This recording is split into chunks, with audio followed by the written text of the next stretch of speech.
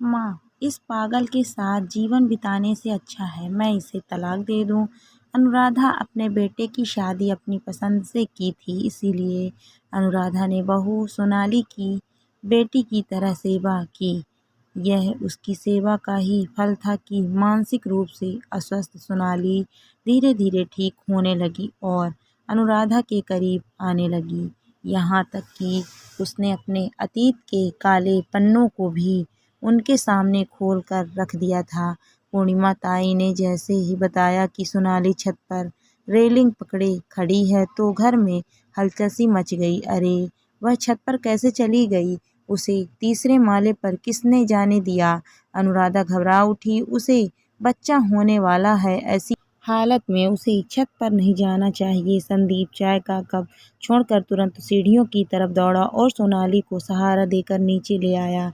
फिर कमरे में ले जाकर उसे बिस्तर पर लिटा दिया। सोनाली अब भी न जाने कहाँ खोई थी, न जाने किस सोच में डूबी हुई थी। सोनाली का जीवन एक सपना जैसा ही बना हुआ था।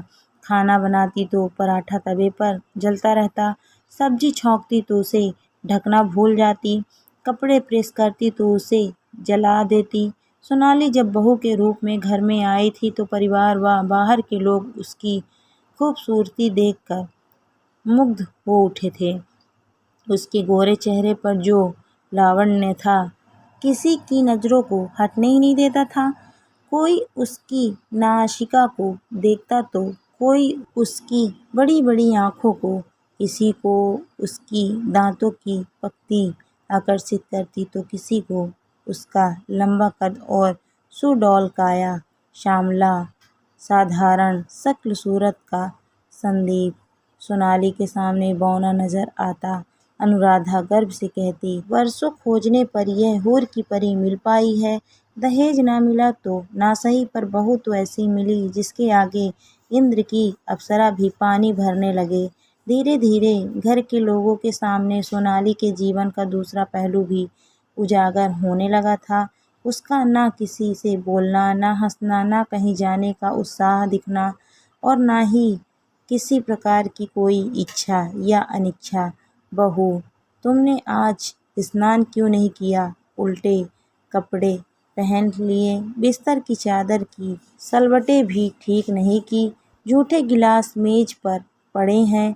अनुराधा को टोकना पड़ता। फिर सोनाली की उल्टी सीधी विचित्र हरकतें देखकर घर के सभी लोग टोकने लगे, पर सोनाली न जाने कहाँ खोई रहती, न सुनती, न समझती, न किसी के टोकने का बुरा मानती। एक दिन सोनाली ने प्रेस करते समय संदीप की नई शर्ट जला डाली तो वह क्रोध से भड़क उठा। माँ, यह पगली तुमने मेरे गले से बांध दी है। इसे ना कुछ समझ है, ना कुछ करना आता है। उस दिन सभी ने सोनाली को खूब डांटा, पर वह पत्थर बनी रही। अनुराधा दुखी होकर बोली, सोनाली, तुम कुछ बोलती क्यों नहीं? घर का काम करना नहीं आता है तो सीखने का प्रयास करो। पूर्णिमा से पूछो, मुझसे पूछो, पर जब तुम बोलोगी नहीं तो हम तुम्हें कैसे समझा पाएंगे। एक दिन सोनाली ने अपनी साड़ी के आंचल में आग लगा ली तो घर के लोग उसके रसोई में जाने से भी डरने लगे। सोनाली, आग कैसे लगी थी? माँ जी, मैं आंचल से पकड़कर कढ़ाई उतार रही थी। कढ़ाई उतारने के तौलिया था, उनका इस्तेमाल क्यों नहीं किया था? अनुराधा क्रोध से भर उठी थी। जानती हो तुम कितनी बड़ी गलती कर रही थी? इसका दुष्परिणाम सोचा है क्या? तुम्हारी साड़ी आग पकड़ लेती, तब तुम जल जाती और तुम्हारी इस गलती की सजा हम सबको भोगनी पड़ती।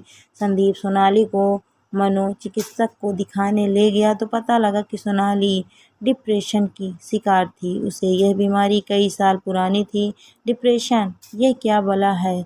अनुराधा के गले से यह बात नहीं उतर पा रही थी कि अगर सोनाली मानसिक रोगी है तो उसने एमए तक की पढ़ाई कैसे कर ली, ब्यूटिशियन का कोर्स कैसे कर लिया? हो सकता है सोनाली पढ़ाई पूरी करने के बाद डिप्रेशन की शिकार बनी हो। संदीप ने फ़ोन करके अपने सास ससुर से जानकारी हासिल करनी चाहिए तो उन्होंने अनभिज्ञता जाहिर कर दी। अनुराधा परेशान हो उठी। लड़की वाले साफ साफ तो कुछ बताते नहीं कि उनकी बेटी को कौन सी बीमारी है, और कुछ हो जाए तो सारा दोष लड़के वालों के सिर मुड़कर अपने आप को साफ बचा लेते हैं। माँ, इस पागल के साथ जीवन गुजारने से तो अच्छा है कि मैं इसे तलाक दे दूँ।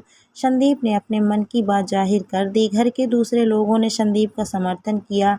घर में सोनाली को हमेशा के लिए मायके भेजने की बातें अभी चल ही रही थी कि एक दिन उसे जोरों से उल्टियाँ शुरू हो गई। डॉक्टर के यहाँ ले जाने पर पता चला कि वह माँ बनने वाली है। यह पागल हमेशा के लिए गले से बंध जाए, इससे तो अच्छा है कि इसका अबॉर्शन करा दिया जाए। संदीप आक्रोश से उबल रहा था। अनुराधा का विरोध घर के लोगों की तेज आवाज में दब कर रह गया। संदीप सोनाली को डॉक्टर के यहाँ ले गया पर अबॉर्शन नहीं हो पाया क्योंकि समय अधिक गुजर चुका था। घर में सिर्फ अनुराधा ही खुश थी। सबसे कह रही थी बच्चा हो जाने के बाद सोनाली का डिप्रेशन अपने आप दूर हो जाएगा। मैं अपनी बहू को बेटी के समान प्यार दूंगी। सोनाली ने मेरी बेटी की कमी दूर कर दी। बहू के रूप में मुझे बेटी मिली है। अब अनुराधा सभी प्रकार से सोनाली का ध्यान रख रही थी। सोनाली की सभी प्रकार की चिकित्सा भी चल रही थी, लेकिन सोनाली वैसे की वैसे ही थी। नींद की गोलियों के प्रभाव से वह घंटों तक सोई रहती, परंतु उसके क्रियाकलाप पहले जैसे ही थे। अगर बच्चे पर भी माँ का असर पड़ गया तो क्या होगा? संदीप का मन गुस्से से भर उठता। तू क्यों उल्टी सीधी बातें बोलता रहता है? अनुराधा बेटे को समझाती। क्या तुझे अपने खून पर विश्वास नहीं? क्या तेरा बेटा पागल हो सकता है?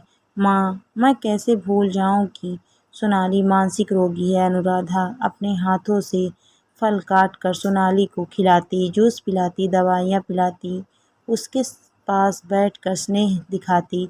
बेटा, ज़रूर इसके दिल को कोई सदमा लगा होगा। वक्त का मरहम इसके जख्म भर देगा। देख लेना, यह बिल्कुल ठीक हो जाएगी। तो करो ना ठीक। संदीप व्यंग कसता। आखिर कब तक ठीक होगी यह? कुछ मियाद भी तो होगी। तो देखता रह, एक दिन सब कुछ ठीक हो जाएगा। पहले घर में बच्चे के रूप में खुशियाँ तो आने दे। अनुराधा का विश्वास कम नहीं होता था। पूरे घर में एक अनुराधा ही ऐसी थी जो सोनाली के पक्ष में थी। बाकी लोग तो सोनाली के नाम से ही बिदकने लगे थे। अनुराधा अपने हाथों से फल काट कर सोनाली को खिलाती, जूस पिलाती, दवाइयाँ पिलाती, उसके पास बैठकर स्नेह दिखाती। प्यार से तो पत्थर भी पिघल जाता है। फिर सोनाली ठहरी, छुई मुई सी लड़की। माँ जी, आप मेरे लिए इतना सब क्यों कर रही हैं? एक दिन पत्थर के ढेर से पानी का स्रोत फूट पड़ा। सोनाली को सामान्य ढंग से बातें करते देख अनुराधा खुश हो उठी। बहू, तुम मुझसे खुलकर बातें करो, मैं यही तो चाहती हूँ। सोनाली उठकर बैठ गई। मैं अपनी जिम्मेदारियाँ ठीक से नहीं निभा पा रही हूँ। तुम माँ बनने वाली हो। ऐसी हालत में कोई भी औरत काम नहीं कर सकती। सभी को आराम चाहिए। फिर मैं हूँ ना, मैं तुम्हारे बच्चे को नहलाऊंगी, मालिश करूंगी, उसके लिए छोटे छोटे कपड़े सिलूंगी। सोनाली अपने पेट में पलते नवजात शिशु की हलचल को महसूस करके सपनों में खो जाती और कभी अनुराधा से बच्चे के बारे में तरह तरह के प्रश्न पूछती रहती। सोनाली ठीक हो रही है, देखो मैं कहती थी ना। अनुराधा उत्साह से भरी हुई सबसे कहती रहती। संदीप भी अब कुछ राहत महसूस कर रहा था और सोनाली के पास बैठकर प्यार जताता रहता। एक शाम संदीप सोनाली के लिए जामुन खरीद कर लाया तो अनुराधा का ध्यान जामुन वाले कागज के लिफाफे की तरफ आकर्षित हुआ। देखो, इस कागज पर बनी तस्वीर सोनाली से कितनी मिलती जुलती है। संदीप के अलावा घर के अन्य लोग भी उस तस्वीर की तरफ आकर्षित हुए। हाँ, सचमुच यह तो दूसरी सोनाली लग रही है, जैसे सोनाली की ही जुड़वा बहन हो। क्यों सोनाली, तुम भी तो कुछ बोलो। सोनाली का चेहरा उदास हो उठा। उसकी आंखें हड़बड़ा आई। हाँ, यह मेरी ही तस्वीर है, तुम्हारी। घर के लोग आश्चर्य से भर उठे। मैंने कुछ समय मॉडलिंग की थी, पैसा और शौक पूरा करने के लिए। यह काम मुझे बुरा नहीं लगा था, पर आप लोग मेरी इस गलती को माफ़ कर देना।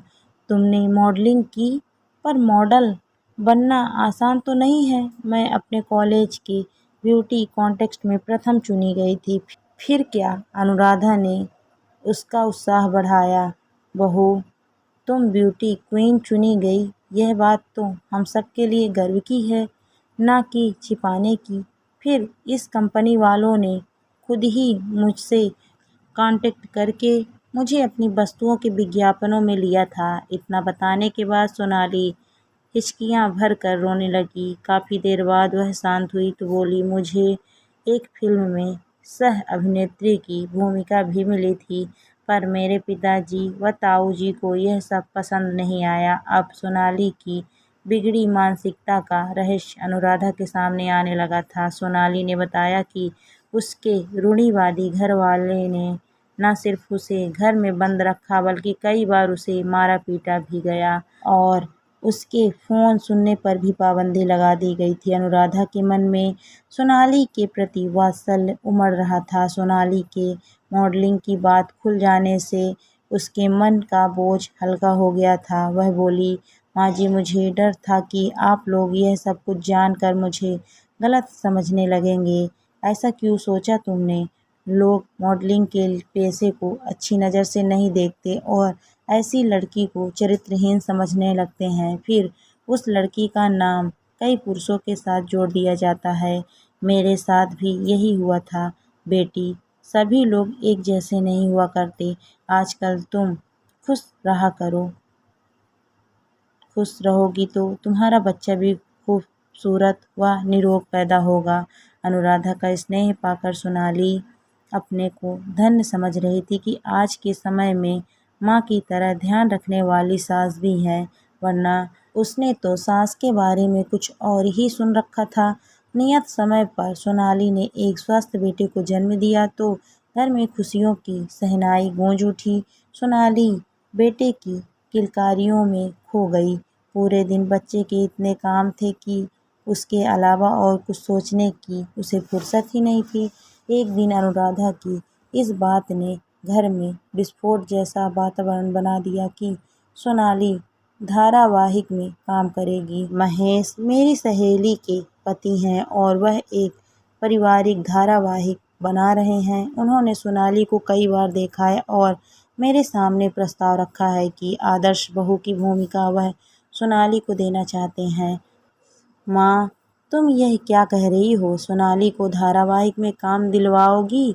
वह कहावत भूल गई कि औरत को खूंटे से बांध कर रखना चाहिए। एक बार औरत के कदम घर से बाहर निकल जाए तो घर में लौटना कठिन रहता है।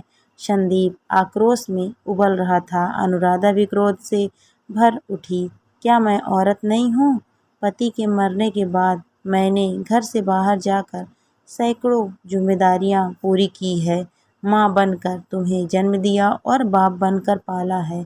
सैकड़ों कष्ट झेले, पैसा कमाने को छोटी छोटी नौकरियां की, कठिन परिश्रम किया, तो क्या मैंने अपना घर उजाड़ लिया? पुरुष तो सभी जगहों पर होते हैं। पूर्णिमा ताई भी तो दफ्तर में नौकरी कर रही है। क्या उसने अपना घर उजाड़ लिया है? फिर सोनाली के बारे में ही ऐसा क्यों सोचा जा रहा है? अगर तुम सोनाली को खूंटे से ही बांधना चाहते हो तो पहले मुझे बांधो, पूर्णिमा को बांधो। सोनाली का यही दोष है ना कि वह सामान्य से कुछ अधिक ही खूबसूरत है, पर यह उसका दोष नहीं है। अरे, कोई खूबसूरत चीज़ है तो लोगों की नज़र उस तरफ उठेगी ही। अनुराधा के तर्कों के आगे सभी के जुबान पर ताले लग गए थे। सोनाली अनुराधा की गोद में मुंह छिपाकर रो रही थी। फिर अपने आंसुओं को पोंछकर बोली, माँ, तुम सचमुच मेरे लिए मेरा आदर्श ही नहीं बल्कि माँ भी हो। एक दिन जब सोनाली का धारावाहिक टेलीविज़न पर प्रसारित हुआ तो उसके अभिनय की सभी ने तारीफ की और बधाइयाँ मिलने लगी। सोनाली उत्तर देती, बधाई की पात्र तो मेरी सास है। उन्हीं ने मुझे डिप्रेशन से मुक्ति दिलाई और एक नया सम्मान से भरा जीवन दिया। अनुराधा सिर्फ मुस्कुरा कर रह जाती। बहू हो या बेटी, दोनों ही एक हैं। दोनों के प्रति एक ही प्रकार के फ़र्ज़ निभाना चाहिए। दोस्तों, आज के ज़माने में अगर इस तरह की सास मिल जाए तो हर बेटी अपने ससुराल में सुखी संपन्न रहेगी।